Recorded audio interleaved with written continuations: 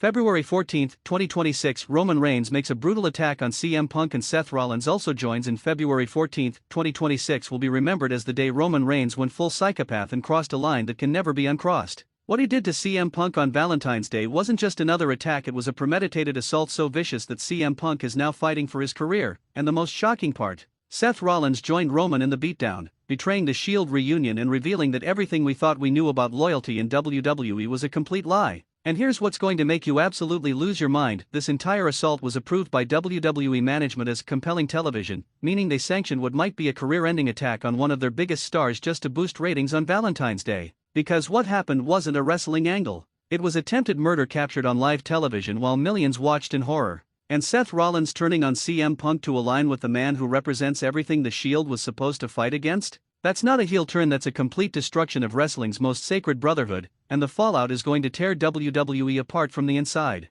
Friday Night Smackdown, February 14, WWE promoted the show as a special Valentine's Day episode with surprises and shocking moments, but nobody was prepared for what actually went down. The show opened with CM Punk in the ring cutting a promo about the Shield's mission to destroy the final dynasty and save WWE from Roman's tyranny. Punk was passionate, talking about how he came back to WWE specifically to fight corruption and ego-driven leadership. He called out Roman Reigns, challenged him to face the Shield at WrestleMania, and said that the final dynasty's days of controlling WWE through fear and manipulation were numbered. The crowd was eating it up. Chants of CM Punk echoed through the arena. This was Punk at his absolute best, the voice of the voiceless, speaking truth to power, rallying fans against WWE's established authority. Then Roman's music hit. But Roman didn't come out alone. He had The Rock, Cody Rhodes, and Jacob Fatu with him, the full final dynasty ready for confrontation. The crowd went nuclear with anticipation because this was the collision everyone had been waiting for. Roman grabbed a microphone at the top of the ramp. Punk, you talk a lot about fighting tyranny and saving WWE, but you know what I see? I see a man who's desperate for relevance. A man whose entire identity is built on being the rebel, the outsider, the guy who fights the system. But what happens when the system doesn't need fighting? What happens when you realize that I'm not the problem, you are? Punk fired back, Roman, the only thing desperate here is your need to be acknowledged by everyone. You've built an empire on manipulation and fear, and the Shield is going to tear it down brick by brick until there's nothing left. That's when Seth Rollins' music hit. The crowd erupted because this was Shield backup arriving. Seth was going to even the odds, stand with his brother Punk, and show the final dynasty that they were outnumbered and outmatched. But when Seth walked out, something was wrong. His body language wasn't aggressive toward Roman. He wasn't running to Punk's aid. He was walking slowly, deliberately, and when he got to the ring, he stood between Punk and the final dynasty rather than beside Punk. Punk looked confused. Seth, what are you doing? We talked about this. We're here to, and that's when Seth hit Punk with the most devastating curb stomp in WWE history. The arena went silent for about 3 seconds before exploding in boos so loud they were deafening.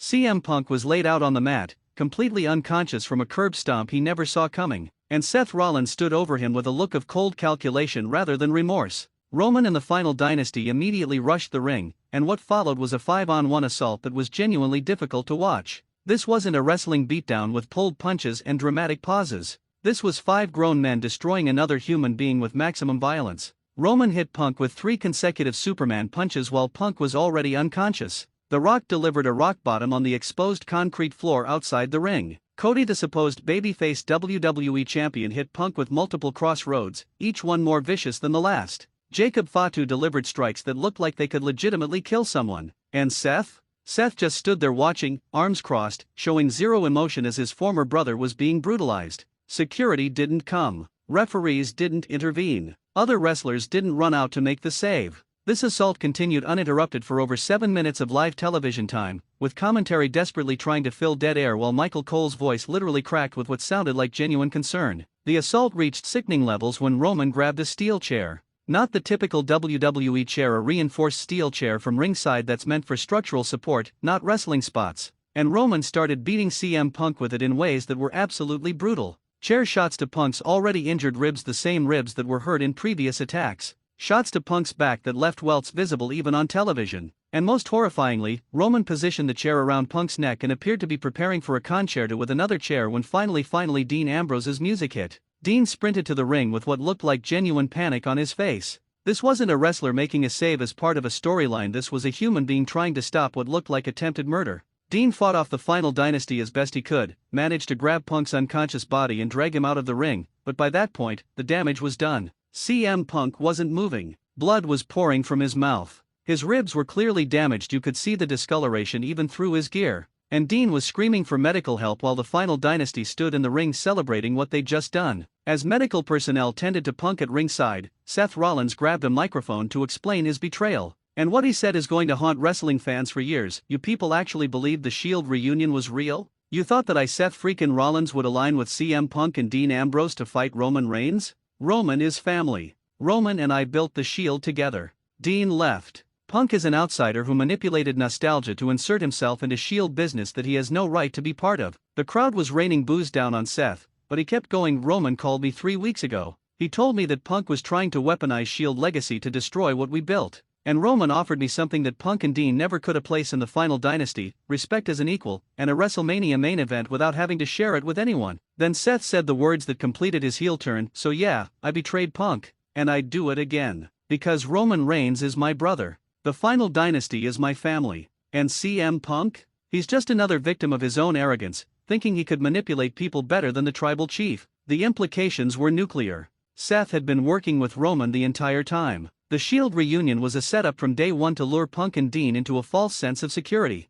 Every meeting, every strategy session, every moment of apparent brotherhood, Seth was feeding information to Roman and planning this betrayal. CM Punk was stretchered out of the arena and taken to a local trauma center. Initial reports are devastating: multiple fractured ribs, internal bleeding requiring emergency surgery, a severe concussion, and what doctors are calling catastrophic soft tissue damage to his neck and back. But here's what's absolutely horrifying: WWE medical staff reportedly begged officials to stop the assault at the 3-minute mark. They could see from their monitoring position that Punk was legitimately injured and that continuing the attack was causing real damage. But they were allegedly told to wait, that the segment was going long for dramatic impact. That's not wrestling. That's corporate negligence. That's prioritizing television drama over human safety to the point where someone's career might be ended because producers wanted a longer beatdown segment. Sources at the hospital say Punk was in and out of consciousness for the first 2 hours after arrival. That he was asking the same questions repeatedly, classic signs of serious brain trauma. That his wife AJ was called and she arrived at the hospital hysterical because she'd watched the assault on television and knew immediately it had gone too far.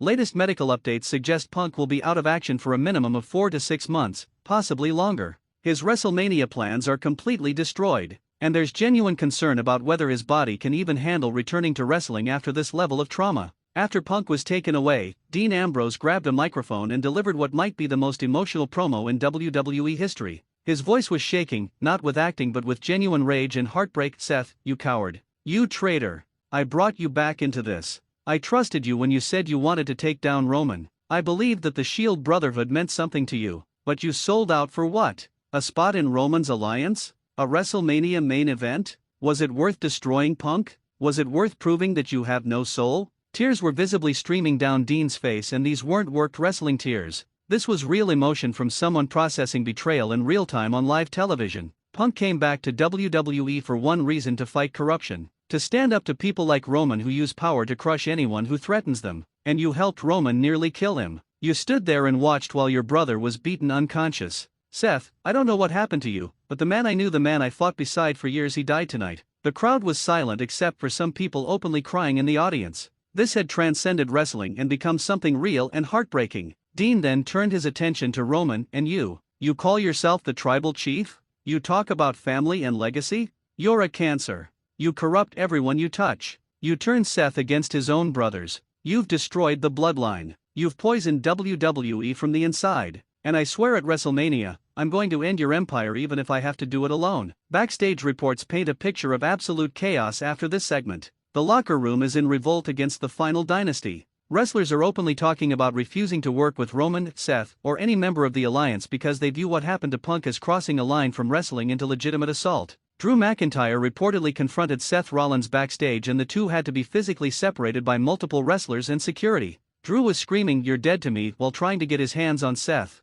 Kevin Owens punched a wall so hard he might have broken his hand. He's been one of Punk's closest allies, and watching Punk get destroyed while being unable to help, he was scheduled for a match later in the show, has him devastated. Even some of the final dynasty's allies are reportedly questioning whether this went too far. Cody Rhodes allegedly pulled Roman aside and said, "We talked about beating Punk, not trying to end his career." Roman's response was reportedly, "If you're not all in, you're not in at all." That statement has created fear within the final dynasty because it suggests Roman will turn on anyone, even his own allies, if they show any hesitation or moral reservation. WWE's official statement came out about 3 hours after Smackdown ended. An incident occurred during tonight's broadcast that resulted in CM Punk sustaining injuries requiring medical attention. WWE takes talent safety seriously and is reviewing the circumstances surrounding this incident. That pathetic corporate statement tells you everything about WWE's priorities. No condemnation of the final dynasty. No acknowledgement that they allowed a 5-on-1 assault to continue for 7 minutes. No mention of potential discipline for anyone involved.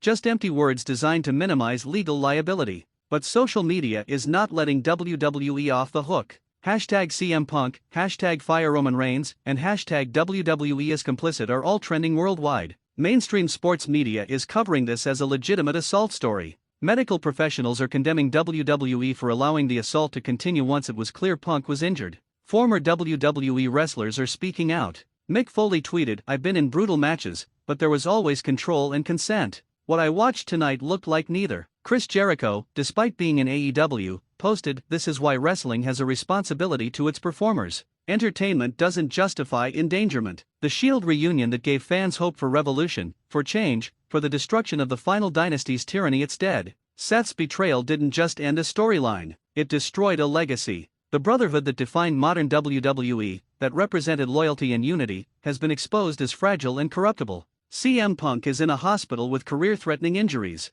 Dean Ambrose is alone, isolated, outnumbered by an alliance that now includes his former brother. And Seth Rollins has revealed himself to be exactly what he always was, an opportunist who will betray anyone for personal advancement. Roman Reigns solidified his position as the most dangerous and ruthless force in WWE. The final dynasty is stronger than ever with Seth as a member. And WrestleMania 42 is shaping up to be the darkest, most violent event in WWE history. February 14, 2026 Valentine's Day became a day of violence and betrayal as Roman Reigns brutally attacked CM Punk with help from Seth Rollins, who turned his back on the Shield to join the final dynasty. What should have been a wrestling angle became a legitimate assault that left Punk hospitalized with career-threatening injuries and exposed WWE's willingness to sacrifice talent safety for dramatic television. Seth's betrayal destroyed the Shield's legacy. Roman's assault might have ended CM Punk's career. And WWE's complicity in allowing this to happen on live television has created a PR nightmare and moral reckoning that the company can't escape. What's your take? Should Seth Rollins be fired for this betrayal?